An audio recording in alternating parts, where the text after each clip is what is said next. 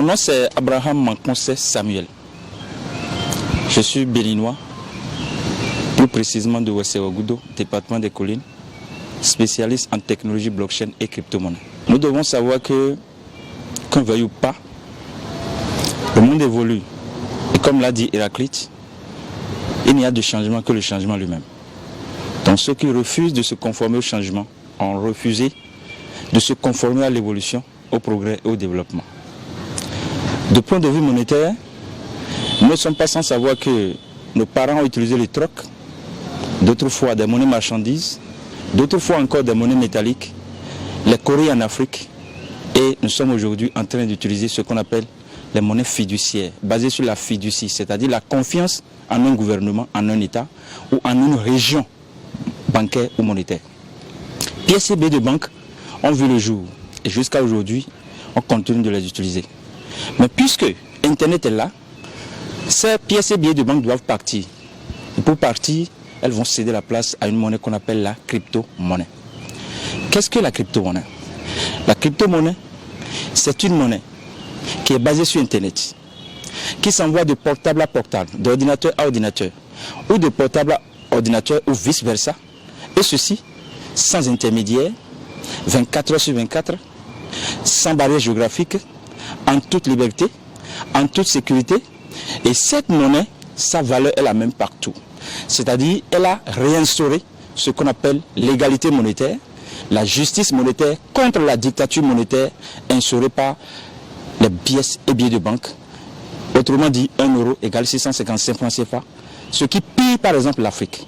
Donc aujourd'hui, lorsque nous parlons de la crypto-monnaie, c'est une opportunité d'abord pour l'humanité entière que l'élite mondiale sévit à travers ces lois inopérantes, obscurantistes.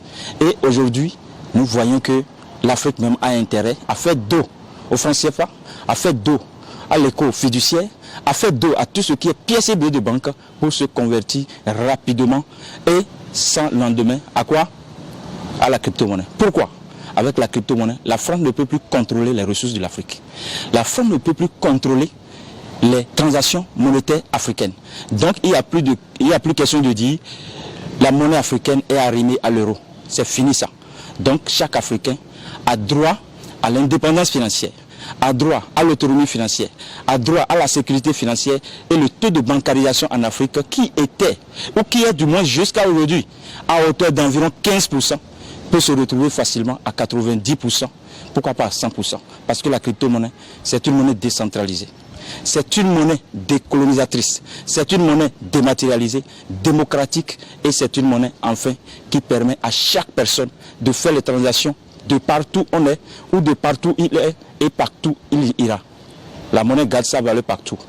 1 en Afrique égale 1 en Europe.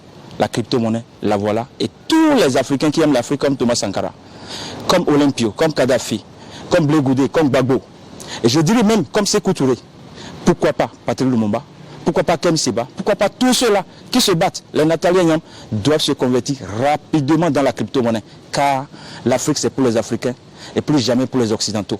Vive alors l'Afrique libérée, crypto-paradis, puissance mondiale.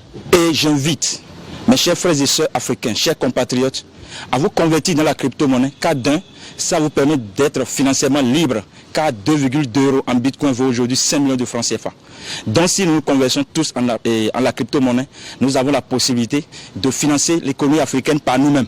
Et nous n'allons plus mourir dans la Méditerranée, nous n'aurons plus forcément besoin de la France pour financer l'économie africaine. Abattre donc la mafia bancaire, et je dirais même du Fonds monétaire international et de la Banque mondiale. Nous sommes désormais l'Afrique pour les Africains et plus jamais pour les Occidentaux. Merci.